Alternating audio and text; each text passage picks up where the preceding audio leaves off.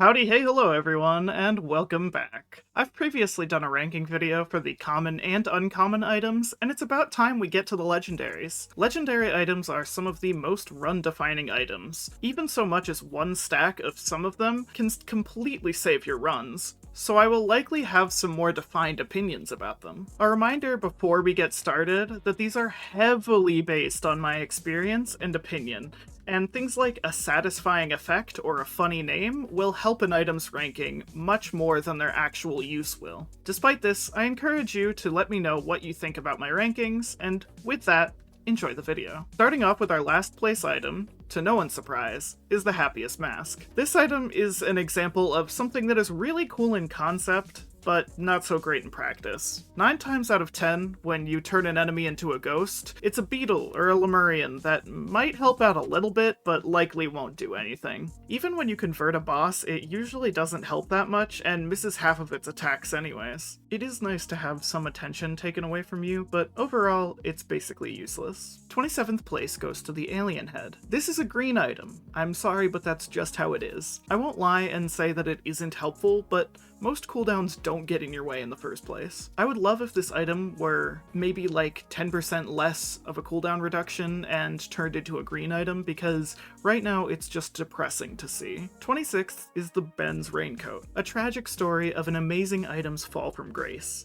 Yes, sometimes it helps, but it's just not the same. I feel the same with this item as I do when a snack food I like is changed. It might not be that much worse, but it's just different, and it feels wrong. This item just makes me sad, so I'm gonna move on. Bottled Chaos is given our 25th spot. I want to like this item a lot, and it is a lot of fun to stack the hell out of, but its biggest downside is that it's awkward. Sometimes using this item forces you to use something like a volcanic egg, and it just throws off your flow, and can even put you in a dangerous position. I like this when I'm running something like an eccentric vase, so that I still have an option to use an offensive equipment, but other than that, it's trash. Next is the Rejuvenation Rack, which is just so boring.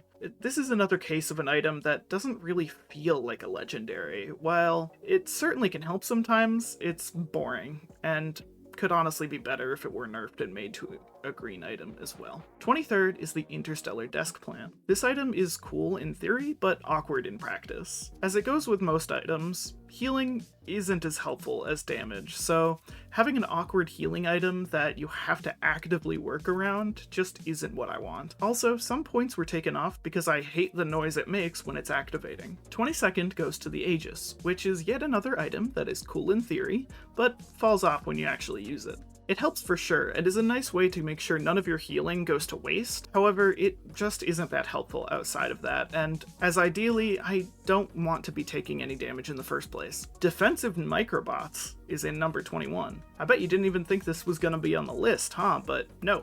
I think that it deserves to be here. This item is amazing, and I really wish that you could get this on other characters, but as far as I'm aware, you can only get it on Captain or Heretic. It might be too strong, honestly, as it saved my Captain runs more times than I can count, but alas, it is restricted to only him. 20th has kind of the same problem as the defensive microbots in that I wish it were more useful on more characters. The Hardlight Afterburner is cool and all, but on some characters it just isn't that helpful. Seeing this on Acrid or Huntress is great, but picking one up on someone like Artificer or Railgunner just feels so depressing since it doesn't do much of anything for them. Breaking into the 19th spot is the Frost Relic. This item is really fun and honestly very strong, but it suffers from the same issue as the Bottle of Chaos did in that it makes the game uncomfortable to play. Changing the FOV of the game so constantly makes it almost motion sickness inducing, and because of that, this item has lost a lot of points. Wake of Vultures is number 19. An item that honestly deserves a higher ranking, but it's worse than a lot of other items, so unfortunately I have to put it down here. It stacks incredibly well and is rewarding to use, but unfortunately it's hard to work around, and oftentimes once you've killed an elite enemy, you don't really need the elite aspect anymore. I want to like 17th so badly. Brainstock's effect is very helpful, but that goddamn effect it puts on your screen makes the game very hard to play, and more often than not makes me need to take a break after the run I have it in. It's pretty good in its statistics, but other than that, it makes the game harder to play, and I don't like that. 16th place goes to the Brilliant Behemoth. This item is pretty cool, but is honestly pretty gimmicky. Its damage does not increase past 60% total damage, so it barely stacks at all, and after using it for a while, I find myself yearning for anything else. I almost feel betrayed by this item, to be honest, so I'm just gonna move on. 15th is Dio's best friend. Now, you may be like, but it's a complete extra life, why wouldn't this be higher? And while I agree with you, if this item activates, it means you have used all of your watches and power elixirs and are now going to be reborn into a world of hurt. And if it doesn't activate at all, then it was just dead weight the whole time, and I could have been carrying something much more useful. Resurrection is cool and all, but I'd just prefer to not die in the first place. 14th place is brought to you by the Nukahana's opinion. This item does what the Aegis wishes it could do. Recycling your wasted healing is so nice, and the damage that this thing pumps out is honestly really helpful. Yes, it's held back by its range, but other than that, this is a very nice item to see. I believe this also marks the start in this ranking of the items all being ones that I would much prefer to see in my runs. 13th is the Resonance Disc. This item is very strong and helpful, but to be honest, I don't really know what it does. I know it does damage after killing a bunch of enemies in rapid succession, but after that happens, I don't really think it's entirely clear how it does that damage. This item would honestly be higher if it weren't so confusing. Number 12 is the Unstable Tesla Coil. Very strong item here that is super useful for proccing things while you can't afford to stop and shoot the enemies. The only problem with this item is that I don't like how it stacks. The damage kinda increases, but not directly, and the fact that it turns on and off every 10 seconds makes it feel kind of awkward. If it were weaker in the damage department, but constantly active, I would like it a lot more. 11th place is for the Shattering Justice. I feel a lot of nostalgia when using this item, but unfortunately, it's held back a lot because it isn't the symbiotic scorpion. It's nice on characters like Loader who can't dish out a lot of individual hits in quick succession, but other than that, I would far prefer to see a scorpion in my runs. Top 10 starts off with the Head Stompers. I'm convinced this item does everything, and because of that, I almost feel bad for picking it up. Completely stopping all fall damage is incredibly helpful, and the added jump height combined with a wax quail can allow you to completely skip pillars. The damage of this item is amazing too, and can one-shot most bosses even early in the run. All of this is great and all, but it's almost too much to handle in one item. 9th place is given to the Soulbound Catalyst. This item makes some damaging equipments useful all on its own. Combine this with a disposable missile launcher or even a Molotov, and it allows them to be off cooldown far more often. Important to mention is its pairing with the Forgive Me Please, which makes that equipment borderline overpowered. Number 8 is the Spare Drone Parts. This is another item that combos insanely well with another, the Empathy Cores, and is also really strong once you stack it. This item is interesting as well because you don't really need more stacks of the item to get decent value out of it, but instead you simply need to pick up more drones, which, for the most part, are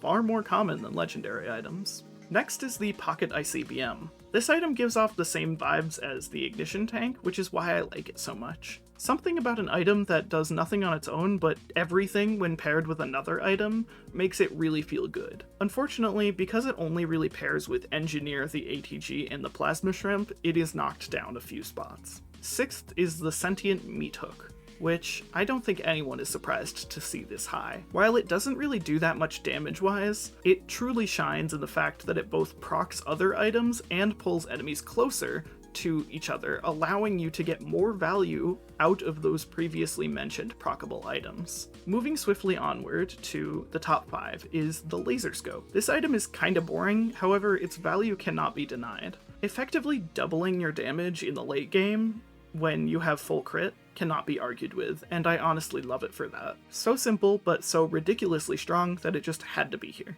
4th place is the Ceremonial Dagger. This item is truly the early game's best friend. Very good damage, the ability to proc your other items, and the fact that it can create more of itself makes this item one of the best ones to see in any of my runs. Hard drugs wish they could replicate the feeling of getting this item from a large chest on stage 2. Bronze medal is given to the Symbiotic Scorpion. This item is honestly insane. Permanent armor reduction turns some teleporter fights from unwinnable to winnable. Pushing an enemy's armor into the negatives is genuinely insane, and as an avid commando player, I love this item to bits. Our penultimate item is the 57 Leaf Clover. I genuinely love this item so much, and I don't think there's any disagreement about this placement. This may very well be the strongest item in the game, and I love it for that. Nothing feels better than seeing this, no matter when it shows up in your run, and that is why it has earned itself the silver medal. But wait a second, Socks, you might be saying. There aren't any more legendary items in the game. We've already seen every item, even the defensive microbots, and you don't include scrap in these rankings, so what could possibly be first place? Well, my friend, the gold medal, in my heart, goes to the old, pre-nerf version of Ben's raincoat. For those unaware, this item was nerfed a while back, and it was honestly overpowered. What it did was completely cleanse all debuffs, and it increased your maximum health. Simple, but undeniably overpowered, and genuinely the best item this game has ever seen, only in contention with the 57 leaf clover. Anyways, that's all, folks. Did you agree with my rankings? Did you disagree? Let me know what your thoughts are in the comments down below. While you're down there, consider subscribing, as it helps me out a lot. Thank you to our members, Q3W3E3, Valen0725, A Brief Gamer, Shadowchi, Supreme Firo, Soap, Eggy, Nia, and The_Radiance, for supporting the channel like that. If you'd like to support the channel like they did, you absolutely can, and if you do, you can enjoy perks such as extra videos, early knowledge of videos, and a higher priority of challenges and other suggestions. Other than that though, thank you so much for watching again, and bye-bye.